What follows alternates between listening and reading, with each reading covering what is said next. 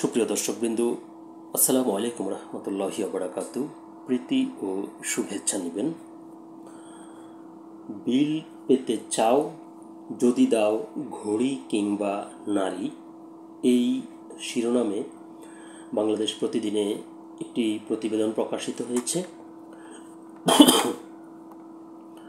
প্রতিবেদনটির বিস্তারিত বলা হয়েছে, ওবায়দুল কাদেরের ঘড়ি ও নারী প্রসঙ্গ ছিল মন্ত্রণালয় এবং রাজনৈতিক অঙ্গনে আলোচনার বিষয়। নিজেই বলেছিলেন, 10 লাখ টাকা দামের নিচে কোনো ঘড়ি আমি পরি না। নিজের বাড়িতে শখ করে ঘড়ির শোকেস বানিয়েছিলেন, যেখানে শোভা পেত বিশ্বের দামি সব ব্র্যান্ডের ঘড়ি। ওবায়দুল কাদের শখ গর্বে বলতেন, এক মাসে এক ঘড়ি দুবার পরি না। শত কোটি টাকার ঘড়ি ছিল কাদেরের, অথচ এক সময় তিনি বাংলার বাণীর ফ্লোরে ঘুমাতেন নিউজ প্রিন্ট বিছিয়ে। দুবেলা খাওয়ার টাকাও থাকতো না। বাড়ি ভাড়ার টাকা দিতে পারেননি, এজন্য দুবার বাড়ি থেকে উচ্ছেদ হয়েছেন। সেই ওবায়দুল কাদের মন্ত্রী হওয়ার পর যেন আলাদিনের চেরাগ পান। রাতারাতি পাল্টে যায় তার লাইফস্টাইল। একদিকে যেমন তিনি বিলাসী পোশাক আশাক, ঘড়ি, পারফিউমে আসক্ত হন, জোর করে উপঢৌকন আদায় করতেন। যারা উপঢৌকন দিতেন না, তারা সুন্দরী ললনাদের পাঠাতেন কাদেরের কাছে। এ নিয়ে সওজের ঠিকাদারদের একটি ছড়া ছিল, বিল পেতে চাও যদি দাও ঘড়ি কিংবা নারী। তেমনি নারীদের প্রতি তার বিশেষ দুর্বলতা সর্বজন বিদিত। নারীর সঙ্গ পেলে তিনি কাজ ভুলে যেতেন। অনুসন্ধানে দেখা গেছে, ঠিকাদারদের কাছ থেকে বিশ্ববিখ্যাত বিভিন্ন ব্র্যান্ডের দামি ঘড়ি উপহার পেতে পছন্দ করতেন কাদের। মোটা অঙ্কের একটি কন্ট্রাক্ট পাস করিয়ে দেওয়ার বিনিময়ে কমিশনের টাকা ছাড়াও কাদের বিলাসবহুল একটি ব্র্যান্ডের খুব দামি ঘড়ি গ্রহণ করতে চাইতেন। এই ধরনের ঘড়ি দিলে দ্রুতই বিল পাস হয়ে যেত। মন্ত্রণালয়ে যেসব ঠিকাদার ঘোরাফেরা করতেন, তারা মন্ত্রীর এই ঘড়ি প্রীতির কথা জানতেন। ওবায়দুল কাদেরের হাত ঘড়িগুলোর দাম কোনোটাই 10 লাখ টাকার নিচে নয়। এসব ঘড়ি সবই বিভিন্ন দামি ব্র্যান্ডের। অনুসন্ধানে দেখা গেছে, ওবায়দুল কাদের যেসব ঘড়ি ব্যবহার করতেন তার মধ্যে আছে রোলেক্স, পাটেক ফিলিপ, শেপার্ড, উলিস, নাদা আর লুই ভিটন। ঘড়িগুলোর সর্বমোট মূল্য শত কোটি টাকারও বেশি। এগুলোর কোনো ঘড়ি তিনি কিনতেন না, বরং বিভিন্ন ঠিকাদাররা তাকে দিতেন। ঘড়ি ছাড়াও ওবায়দুল কাদেরের আরেকটি আকর্ষণ ছিল দামি স্যুট পরা, দামি কাপড় পরা। একসময় যিনি একটি কাপড় শুকিয়ে আবার পরতেন, একটি শার্ট 3 থেকে 4 দিন করে পরতেন, সেই ওবায়দুল কাদের পরবর্তীতে দামি দামি ব্র্যান্ডের স্যুট কিংবা শার্ট ছাড়া পরতেন না। সর্বশেষ তাকে পার্সোনাল ডিজাইনের আরমানিতে দেখা গেছে, যেটার হাতে ক লেখা, অর্থাৎ তার জন্য এই ডিজাইনের স্যুট বানানো হয়েছিল। আরমানি এরকম পার্সোনাল ডিজাইন স্যুট করতে নেয় সর্বনিম্ন $30,000, বাংলাদেশি টাকায় 38 লাখ টাকা। জুতার ক্ষেত্রেও ওবায়দুল কাদেরের ছিল ভীষণ খরচে। তিনি দামি জুতা পরতেন। প্রশ্ন হলো, ওবায়দুল কাদেরের কোনো বৈধ আয় ছিল না। তিনি কোনো ব্যবসা বাণিজ্য করতেন না। বাংলার বাণীতে সাংবাদিকতা করতেন। এরপর তিনি ফুল টাইম রাজনীতিতে যুক্ত হন। সেই ওবায়দুল কাদের রোলেক্স ঘড়ি পরেন কিভাবে? তিনি কিভাবে লুই ভিটনের স্যুট পরেন কিংবা হুগো বসের জুতো পরেন? এই প্রশ্নের কোনো উত্তর নেই। ওবায়দুল কাদের অবশ্য নিজের এসব দামি পোশাক আশাক নিয়ে খুবই গর্ব অনুভব করতেন। যে কোনো সাংবাদিক তার কাছে গেলে তিনি উঁচিয়ে ঘুরে দেখাতেন, বলতেন, এই ঘড়ির দাম 75 লাখ টাকা। তিনি তার চশমার প্রেম দেখিয়ে বলতেন, এই চশমার প্রেম 15 লাখ টাকা। তার স্যুট দেখিয়ে বলতেন, এই স্যুট কেনা হয়েছে $20,000 দিয়ে। এভাবে ওবায়দুল কাদের তার বৃত্তের প্রকাশ ঘটাতেন। কিন্তু কেউ তাকে কখনো প্রশ্ন করত না যে একজন মন্ত্রী লাখ টাকা বেতনে কিভাবে কোটি টাকার পোশাকে সজ্জিত হন। পোশাকের সঙ্গে সঙ্গে ওবায়দুল কাদেরের নারী প্রীতি ছিল সর্বজন বিদিত।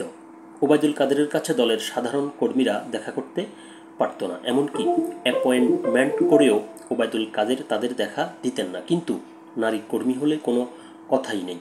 নারী কর্মীদের তিনি সহজেই প্রবেশ করাতেন। ছাত্রীদের ইডেন কলেজ, বদরুন্নেসা কলেজ এর কর্মসূচিগুলোতে যাওয়ার ব্যাপারে তার ছিল ভীষণ আগ্রহ।